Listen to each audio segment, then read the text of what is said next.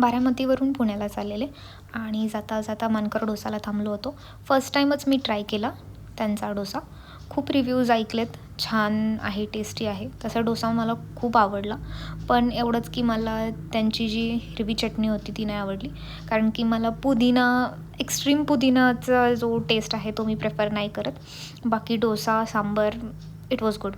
आणि मिसळ पण ठीकठाक बोलू शकतो, not that tempting, but one time try is okay.